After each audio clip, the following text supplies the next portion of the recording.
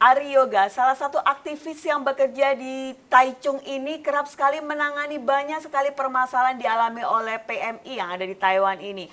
Ari Yoga yang tergabung di dalam Forum Perlindungan Pekerja Migran Indonesia dan juga BMI Bersatu ini kerap sekali mendapatkan banyak sekali pelaporan dari pinjol, pinjaman online maupun ketidaksesuaian job dan juga PHK sepihak, bahkan penipuan. Apa saja dan bagaimana caranya Ari Yoga ini menyelesaikannya? Berikut ini wawancaranya.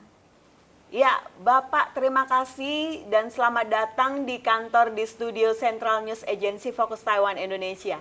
Nah Bapak, saya mengenal Bapak ini sebagai namanya Pak Ari Yoga. Apakah itu nama asli atau nama aslinya siapa nih Pak kira-kira? Silakan, monggo. Selamat sore buat teman-teman PMI yang ada di Taiwan ya.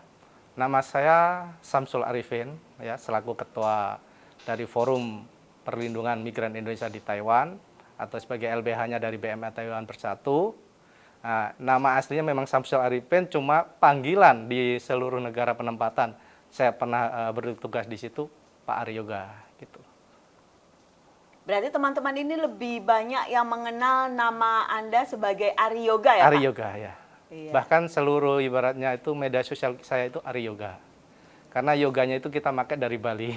Oh, ya, oke, siap. Nah, Bapak ini berasal dari Bapak perwakilan dari FPMI, Forum Perlindungan Migran Indonesia, dan saya dengar lagi juga merupakan ketua dari BMI Bersatu. Itu bagaimana, Pak? Mohon diceritakan, Pak. Jadi gini, sebelumnya itu kita mempunyai sebuah organisasi yang bernama BMI Taiwan Bersatu.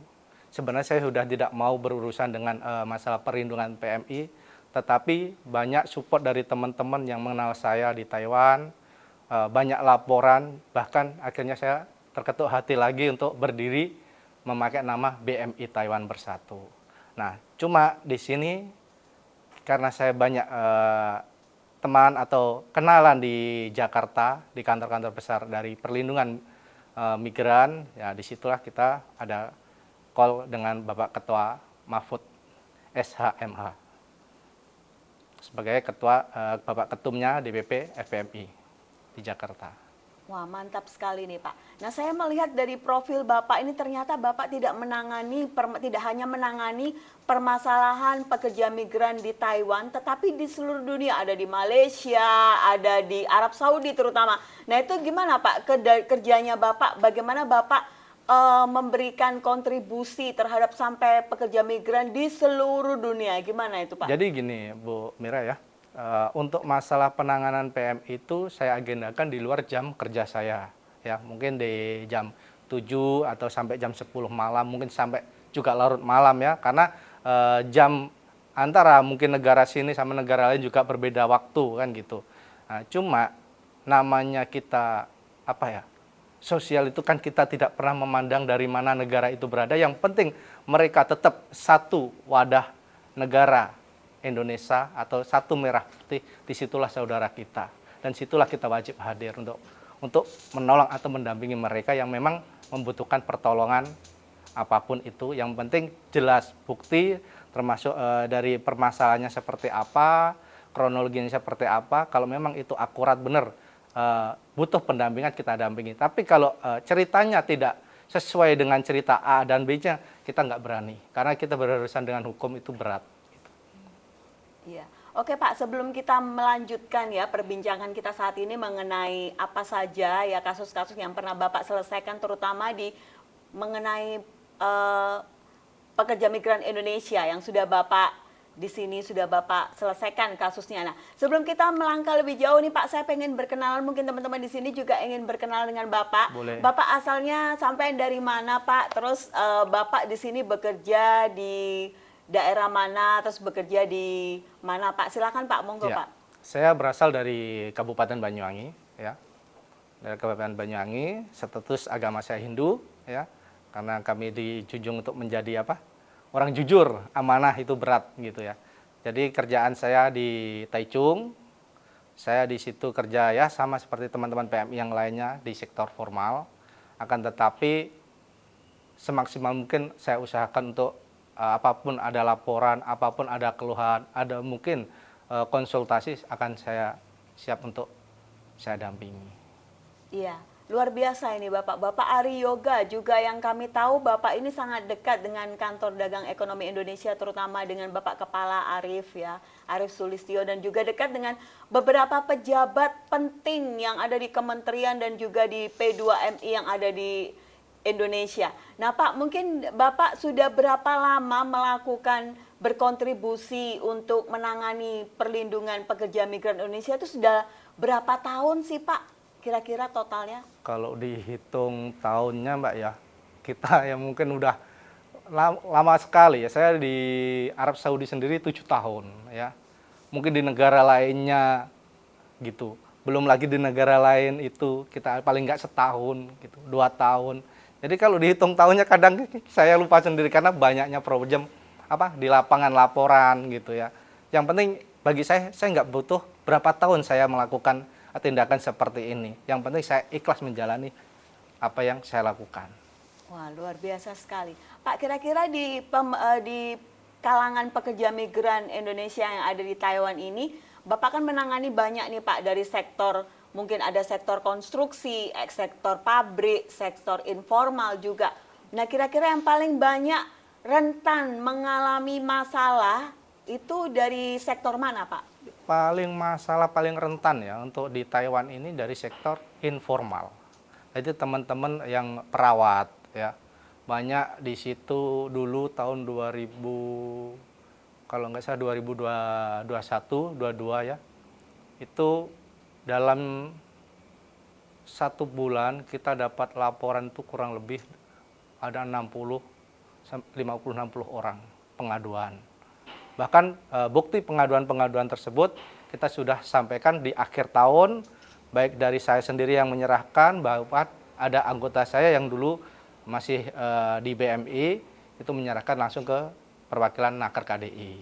Seperti itu. Jadi bukti-bukti teman-teman laporan itu kita mempunyai kertas laporan sendiri untuk menyampaikan ke pemerintah itu.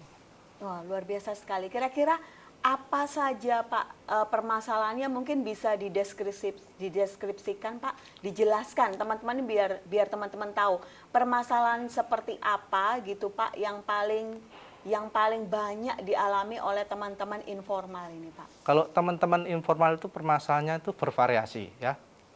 Mungkin yang jelas, mungkin waktu, kadang nama pasien itu kan nggak sama. Kadang malam dibuat siang, siang dibuat malam, kan seperti itu. Jadi teman-teman juga kadang istirahat juga bingung kan. Ada juga teman yang mau istirahat dipersulit majikannya, dan dari penerjemahnya juga nggak dihubungi, nggak ada respect. Nah, seperti itu sebenarnya. Jadi kita itu hanya menjembatani teman-teman untuk mencari hak sebagai pekerja gitu. Bahkan kadang ada yang mungkin sholatnya kan, namanya kita mencari agama, itu kan ada yang ingin sholat tapi dipersulit gitu. Padahal dari pemerintah Taiwan sendiri memperbolehkan hak dan kewajiban teman-teman sebagai PMI. Ya. Nah, kira-kira apakah ada satu kasus yang Bapak masih ingat di sektor informal yang Bapak dulu pernah tangani Pak? Kasus apa nih Pak? Kasus yang saya tangani banyak, cuma ini buat anggota saya aja ya, yang sekarang masih aktif anggota saya. Dulu itu posisi kerja di daerah antara Tainan Kaohsiung. Dia itu majikannya itu jadi dia nggak makan daging. Jadi PMI itu nggak boleh makan daging, kayak ayam itu nggak boleh masak gitu. Jadi kalau makan boleh di luar tapi nggak boleh bawa ke dalam. Bahkan laporan yang paling parah, dia itu dikasih roti yang sudah jamur, disuruh makan gitu. Main HP nggak boleh, padahal hak asasi manusia itu apapun yang itu memang hak milik kita, majikan nggak boleh melarang. Baik ya seperti dokumen kan gitu. Memang kalau untuk dokumen saat ini masih banyak sebenarnya. Untuk di Taiwan itu banyak teman-teman yang tidak memegang dokumen seperti paspor ya. Kalau ARC, Cempoka pasti megang, tapi yang paspor itu masih banyak dipegang mungkin dari majikan gitu. Jadi ada yang PMI-nya yang diberi makan kadaluarsa gitu ya Pak ya? Ada, tapi kan kita nggak berani nyebut identitasnya karena itu privasi. Nah, ada juga yang di Nanto, yaitu beliau dari Kediri. Anak dari Kediri juga itu majikannya ya gajinya itu telat-telat. Ya ada gaji sedikit, tapi akhirnya setelah kita total dari gaji tersebut itu sampai 117.000 NT. Nah, tapi saya sangat menghormati dari perwakilan dari KDI yaitu Pak Herwe yang pernah mendampingi permasalahan itu dan clear semuanya. Sampai saat itulah dari penerjemahnya yang tidak bertanggung jawab akhirnya dipecat dari agensinya dan diganti penerjemah baru dan sampai sekarang PMI-nya mungkin sudah pulang Indonesia dan hak-haknya terpenuhi. Ya, untuk yang saat ini Bapak misalkan pernah melihat gitu ya, untuk yang model-model seperti saat ini ya Pak ya, mengenai ketidakberimbangan atau apa ketidakadilan ya Pak ya dalam melaksanakan dari pihak majikan maupun dari pekerja migran itu sendiri, permasalahan apa yang dihadapi oleh pekerja migran saat ini yang Bapak lihat ini paling banyak gitu? Untuk masalah saat ini ya, namanya kita sekarang ekonomi lagi global sudah memang merata ya, banyaknya PHK. Ya. Tapi banyaknya PHK itu belum ada solusi gitu loh. Maksud saya adalah perwakilan dari pemerintah Taiwan, kalau memang itu orang di PHK, dirangkul, dikasih tempat. Ya. Bukan dia harus datang ke DHSC, ya kan? Kadang anak itu nggak paham gitu loh. Terus selain itu, penerjemah juga menekan. Kalau kamu nggak dapat majikan, kamu dipulangkan. Sedangkan mereka nggak paham. Karena apa? Teman-teman rata-rata di negara manapun yang kerja itu yang dia pahami hanya satu. Dapat majikan baik, gajinya enak, lemburnya banyak, bisa istirahat. Itu aja teman-teman. Yang memang dipahami. Tapi untuk undang-undang ketenagakerjaan banyak yang nggak paham.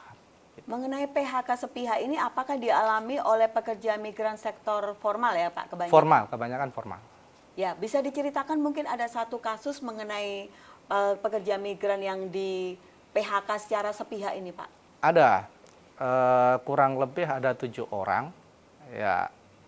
Tapi kita nggak berani nyebutin perusahaannya. Ya terus terang dia baru sekitar kurang lebih channel trust saja juga belum kelar, dia di PHK.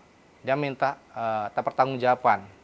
Tapi karena dia nggak ada nggak ada pengalaman atau menghubungi kemana dia nggak tahu, ya ujung-ujungnya dia kabur merekanya semua. Itu. Jadi di sini sebenarnya kaburan di Taiwan itu banyak. Kalau toh ada kesadaran, baik itu dari agensi, dari majikan maupun penerjemahnya kan, juga dari pemerintah perwakilan kita dan pemerintah Taiwan sendiri. Untuk merangkul teman-teman itu mungkin nggak ada kaburan gitu. Sebenarnya itu masalah kaburan tuh karena apa? Mereka kesini itu modal biaya itu puluhan juta, ya kan? Tiap bulan juga harus bayar kan gitu. Tapi dari sini janji yang dijanjikan teman mungkin dari sponsor atau PT-nya itu dengan gaji, oh Taiwan sekarang gaji 15 juta atau 14 juta, itu kan gaji kotor. Belum dipotong mungkin dari askesnya, asteknya, mungkin dari agensinya atau tempat tinggalnya, belum lagi dia makan sendiri. Berapa sih dapatnya? Kalau nggak ada dapat, mungkin nggak ada lemburan. Kalau gaji UMR berapa? 28, 590 kan? Kalau dipotong semua nggak ada lemburannya gimana? Orang mau makan. Berapa dia harus ngirim? Gitu. Sebenarnya PR yang selama ini saya sudah sampaikan ke pihak Indonesia juga waktu itu ke Ibu Christina yang sekarang jadi Wamen, apa masalah di Taiwan Mas Ari. PR selama ini yang kita angan-angan siapapun yang bisa menyelesaikan masalah. Apa sih channel trust itu? Saya mau nanya. Kenapa selalu PMI yang jadi korban? Dia udah bayar ke PT dengan cash, ya kan? Kenapa di Taiwan harus bayar tiap bulan potongan gitu loh? Padahal teman-teman itu nggak ada yang namanya mengetahui pinjaman uangnya itu kok tiba-tiba namanya sudah ada tertera di pinjam bank. Padahal sama sekali teman-teman tidak pernah mengetahui itu. Kalau dibilang banyak PJTK itu formalitas aja, gitu loh. Bilangnya di sana bayarnya cuma sekian, bohong. Saya udah tahu permainan seperti itu. Kalau memang mau dibuka-bukaan, saya akan usut, gitu loh. Karena saya sendiri pernah mengalaminya seperti itu. Kita sudah bayar dengan nominal besar, tapi karena masih ada potongan setiap bulan. Itu pun bervariasi. Untuk teman-teman yang baru, ada yang setahun. Setahun itu ada yang bayar 13.000. Setahun berapa coba? Dia masih bayar cash di Indonesia. Sedangkan di sini pekerjaan, belum tentu ada lemburan. Belum tentu majikannya baik. Kerjaannya banyak yang dijanjikan kerjanya di sektor pabrik, ternyata dikasih di konstruksi seperti itu. Tapi teman-teman nggak ada yang berani melawan. Kenapa? Sekali melawan, ujung-ujungnya nanti fatal gitu. Mungkin dipulangkan lah, diancam lah, pasti seperti itu. Jadi teman-teman tuh ya, nggak mau diam gitu loh Mbak. Cuma bagi saya sendiri, kalau saya yang bergerak sendiri, wah kita nggak kuat lawan banyaknya agensi di Taiwan kan gitu. Coba saya berani menyampaikan ke pihak KDI Taipei sebagai perwakilan atau bapak kita yang ada di Taiwan gitu. Saya pernah mendapatkan informasi dari Bapak sendiri nih. Katanya pernah ada yang dikenakan biaya job juga ya Pak ya. Sampai satu orang itu harus membayar 30.000 atau pindah majikan. Enggak. Itu gimana Pak? Jadi gini, kemarin waktu saya live TikTok itu ya Mbak, ada istrinya, ya mungkin satu kabupaten sama saya juga, suaminya sama. Cuma di situ informasi dari istrinya, suami saya perpanjang kontrak, masa bayar 30.000. Berapa orang? Banyak katanya. Ada buktinya? Ada. Terus alasannya apa? Uang untuk job. Majikannya sama? Sama, nggak pindah. Alasannya suami, daripada dia pulang nggak apa-apa lah, semuanya harus bayar. Karena apa? Kita pindah job juga bayar di luar sana 60, 70 gitu. Tapi kan semua itu nggak bisa membuktikan. Karena apa? Kita bayar, tidak ada yang berani mengasih kwitansi. Dan banyak kan teman-teman penipuan di Taiwan saat ini itu job. Suruh bayar dulu, cek lokasi, sana sini, ternyata apa? Majikan itu belum tentu ngambil pekerja. Akhirnya apa? Uang teman-teman yang diambil 10.000, 15.000 hangus. Siapa yang tanggung jawab? Nah, akhirnya apa? Waktu teman-teman terkuras kesana kesini, pusing nyari job, waktu udah habis masa berlaku di Taiwan, kaburlah daripada pulang. Itu solusi teman-teman sebenarnya.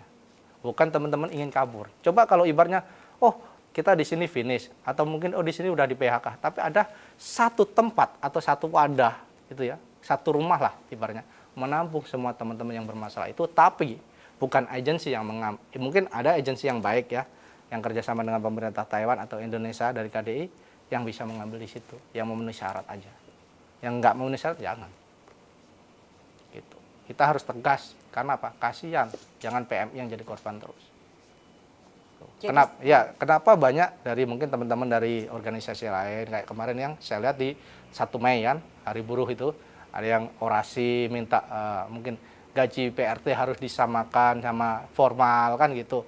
Ada yang mungkin masalah ini. Sebenarnya kalau masalah gaji itu kita kan nggak tahu kerjaannya gitu loh. Resiko kalau dibilang resiko formal itu resikonya banyak. Karena banyak teman-teman yang kena pres. Baru-baru ini juga ada yang kena pres kan di Changhua juga gitu. Itu sebenarnya seperti itu. Karena mungkin teman-teman yang kena pres atau kecelakaan itu karena banyaknya tekanan. Mungkin dari pekerjaan harus dapat sekian, dia nggak nyampe. Mungkin ada masalah problem keluarga yang memang harus melekat di pemikiran. Jadi kadang konsentrasi teman-teman terganggu. Gitu aja. Jadi saat ini banyaknya yang tadi Bapak jabarkan tadi, 30 orang tersebut itu disuruh bayar 30.000 ya Pak ya? 30.000 ya. Itu perpanjangan kontrak, pindah kontrak Bukan ya? pindah.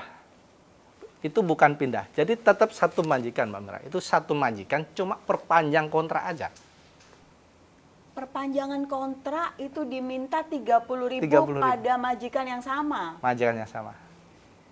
Sebenarnya itu kan udah melanggar, nggak boleh ya. Kalau perpanjangan kontrak itu setahu saya hanya kurang lebih termasuk sudah BPJS ya kan. Ada juga perpanjangan ARC 3 tahun. Itu hanya 5.000, sekitar 5.500 lah. Sudah legalisir. Nah, sebenarnya ini ada PR lagi, Mbak. Ya. Sekarang ini kan banyaknya kecelakaan kerja. Ya, baik sektor formal ya kan maupun informal kan banyak pengendara yang menabrak di jalan kan. Nah, cuma PR-nya kita sekarang gini. berani nggak KDI itu memanggil semua agensinya? Apakah dari PMI kamu atau anak-anak kamu sudah kamu daftarkan PK-nya legalisir ke KDI sama BPJS-nya aktif, BPJS Ketenagakerjaannya. Itu PR-nya untuk saat ini. Karena apa? BPJS Ketenagakerjaan itu kalau mungkin teman-teman yang ngurus bisa-bisa aja, tapi alasan penerjemah itu kan ada aja. Seperti itu. Bahkan kemarin ada yang bilang ke saya, ya sudah nganggap saya seperti bapaknya, Pak, saya dimintain perpanjang BPJS kok 4.000. Gitu. Disuruh menjelaskan, nggak bisa menjelaskan Pak orangnya. Ya 4.000 itu kalau BPJS-nya paling 3 tahun berapa sih? Paling 500 kata saya. Sisanya ya uang transport kata saya. Itu alasannya. Karena apa? Ribet. Sebenarnya nggak ada yang ribet di Taiwan ini. Mudah. Juga pelayanannya baik. Tentang hukumnya, perlindungannya baik. Cuma yang bikin ribet itu mereka-mereka aja gitu loh. Jadi teman-teman diancam ribet lah. Nah, itu jadi teman-teman malas. Gitu. Sebenarnya itu aja. Untuk KDI pesan saya satu. Bisa nggak seluruh agensi di Taiwan ini legalisirnya harus di KDI. Karena PK itu Mbak, terus terang PK-nya ada dari KDI, tapi belum legalisir. Gitu.